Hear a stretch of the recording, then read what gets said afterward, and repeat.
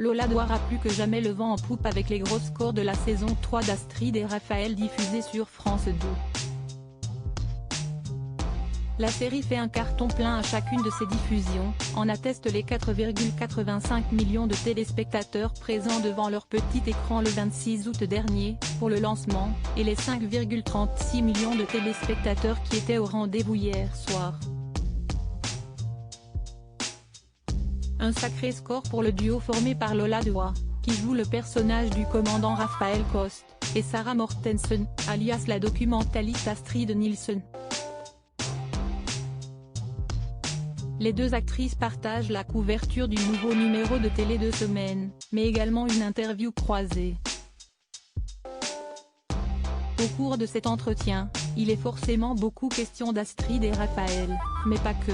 Le sujet de l'amour est abordé puisque le sentiment amoureux est présent dans la saison 3, tant du côté de Raphaël que d'Astrid. Alors que le capitaine Nicolas Perrand, Benoît Michel note de la rédaction, a cassé la figure du procureur, Raphaël se rend compte qu'il est plutôt testostéroné. Finalement ça lui plaît bien. Elle va avoir un déclic et Astrid va beaucoup l'aider, confie Lola Doir à Télé 2 Semaines. Astrid se pose toujours beaucoup de questions, mais, oui, cette fois elle découvre le sentiment amoureux. Il y a beaucoup d'émotions dans cette saison, partage de son côté Sarah Mortensen. Je suis franchement très vieille école. Télé 2 Semaines en profite alors pour rebondir sur les déclarations de Lola Doir, en lui demandant, Lola, en amour, êtes-vous comme Raphaël, du genre à tourner autour du pot, ou plutôt à prendre les choses en main quand elles traînent?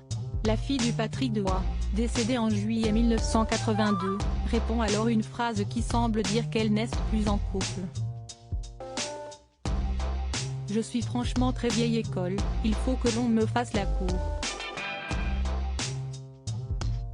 Si est-il sans doute pour ça que j'ai beaucoup de mal à trouver quelqu'un, répond l'actrice de 42 ans, qui a récemment fait savoir qu'elle prenait ses distances avec Instagram. Aux dernières nouvelles, Lola Doir était paxée à Pierre-Édouard Bellanca. Le couple s'était passé la bague au doigt peu avant Noël dernier, quelques mois seulement après avoir officialisé leur histoire d'amour. Un engagement que les deux comédiens avaient scellé à la mairie du 10e arrondissement de Paris et avaient partagé en photo sur les réseaux sociaux.